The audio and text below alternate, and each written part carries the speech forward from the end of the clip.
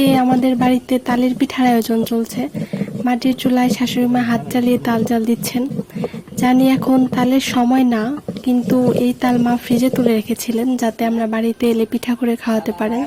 অন্যদিকে আমিও মাকে সাহায্য করছিলাম পিঠা বানাতে। খেজুরের গুড়, আতপ চালের গুঁড়ো, নারকেল দিয়ে ভালো করে মাখিয়ে নিচ্ছি যাতে মিশ্রণটা পারফেক্ট হয়। আগল পাগলের বাসা, আগল পাগলের রুটি। ভালো করে ভাই পয়সা আমার সুন্দর করে দর পেলুন। এই যেগুলো রেকর্ড করে কইলাম, এগুলো রেকর্ড করে রাখো।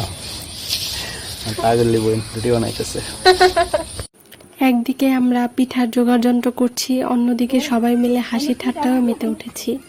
আচ্ছা, আপনাদের কাছে তালের পিঠা কেমন লাগে অবশ্যই কিন্তু কমেন্ট করে জানাতে ভুলবেন না। আমার কাছে কিন্তু ভালোই লাগে, বছরের একটা আইটেম বলে কথা, তাই না?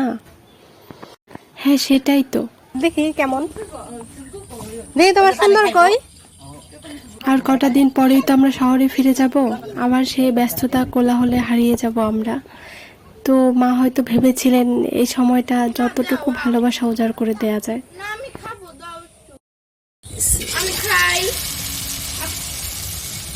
এই তো মায়ের পিঠা বানানো শুরু হয়ে গেছে, আর আমরা চারপাশে বসে আছি ঘেরাও করে, অপেক্ষায় মূলত যে কখন পিঠা বানানো শেষ হবে আর আমরা মজা করে খাবো। এই পিঠার স্বাদ আসলে শুধু মুখে নয়, এই স্বাদে মিশে আছে অপেক্ষা, ভালোবাসা আর একরাশ মায়া, যেটা আমরা আসলে সবসময় দেখতে পাই না কিন্তু ঠিকই অনুভব করতে পারি।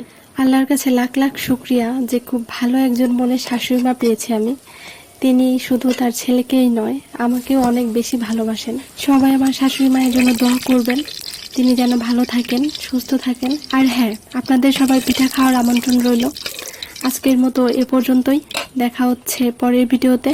সে পর্যন্ত সবাই সুস্থ থাকবেন, ভালো থাকবেন। আল্লাহ হাফেজ।